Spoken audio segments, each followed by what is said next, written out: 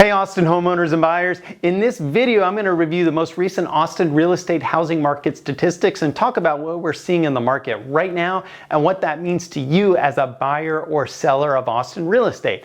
I'm Joyce Peterson, broker and owner of Kopa Real Estate, and let us know what you think is happening in the comments section. So let's review the Austin real estate housing market statistics for April 2022. The number of homes sold was down 13% compared to April 2021. Homes sold on average for $326 per square foot. That was up 24% over last year. The average sales price increased 19% to $699,960, and the median sales price was up 18% to $567,000. So now let's talk about the question everybody's asking me, if the market is cooling off and what that means for buyers and sellers. And of course, I'd love to know what you think is happening, so leave us a comment, right? A few months ago, I talked about how when people ask me if it's a good time to sell, I'd respond with, only if you want to sell your home for a lot more than it's worth, right? The visual we used was an ice cream sundae with whipped cream, and the whipped cream represented that extra amount of money you could get when selling your home because there were so few homes on the market. You can count on me to tell you what's really going on in the market today. So we're still in an incredible seller's market, but we are starting to see signs that the market is shifting and going from super hot to only hot, right? Home sellers are typically 3 to 6 months behind the market. So if you're planning to sell a home, it's important you pay attention to what's really going on and not just focus on recent sales prices, the homes that went under contract when interest rates were still 3%.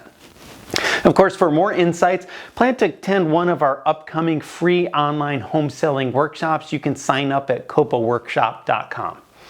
So here are some of my thoughts about what a shifting market will mean. And first is that different sellers will have different experiences. And I expect the homes that are in high demand, those special properties, they're going to remain that way.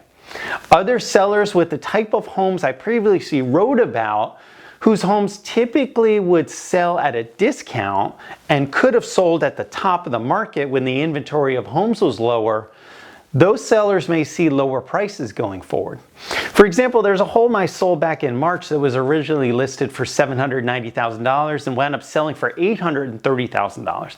And this home is on the 9th worst lot in the zip code. Now, I keep track of this because I've already sold the number 2, 4, 7, and 8th worst lots, right? So at the time, it sold for a great price because there was nothing else to buy in the neighborhood. And today there are 3 nicer homes on much better lots for sale for only $800,000. So if you put that home on the market today, I expect it would sell for less than $800,000. So when people ask me if we're in a bubble, I always ask what that means. So this is an interesting situation because for that specific seller, if they'd held off listing until now, the market would feel very much like there was a bubble that popped, right? So those homes that we were recommending selling, particularly the ones with bad floor plans or maybe bad lots, you may want to consider selling your home, putting it on the market sooner than later, right?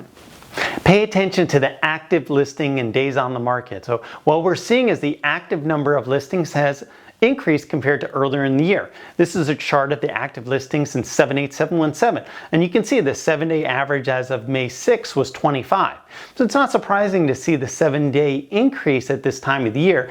There is typically a rhythm to the market. However, as I write this on May 9th, there are now 27 active listings, and that's a big difference compared to April 1st when there were only 4 active listings. Earlier in the year, homes could be priced at whatever sellers wanted and a home would sell. Sellers could take the attitude that there was nothing else to buy. And of course, that's changed, and sellers will have to take a different approach in this market. As a seller, you have to understand, and psychologically, because you may have had a different experience than a friend who put their home on the market in February.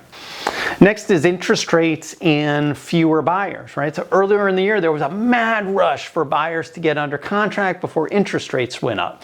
Some experts were predicting that would cause fewer buyers later in the year, and that appears to be what may be happening, and we're now experiencing the double whammy of fewer buyers than earlier in the year, combined with mortgage rates in the mid 5% range, which is much higher than experts were predicting rates would increase to this year.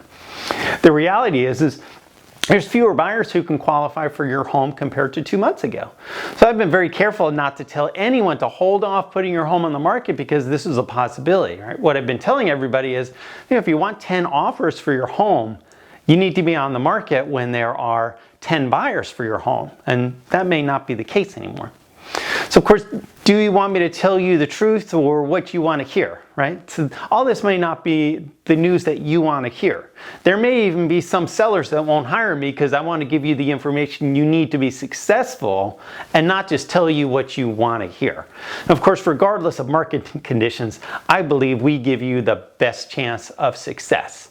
So if you're planning to sell, call, text me directly at 512-791-7473, or if it's more convenient, you can schedule a time with my online calendar at kopaseller.com.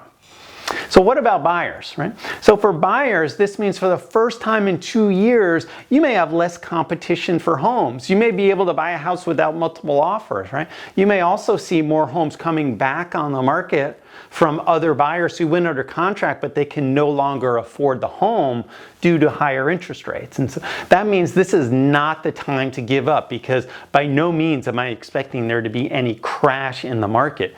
People just have too great of a financial position on the homes that they own right now to see a lot of desperate sellers, right?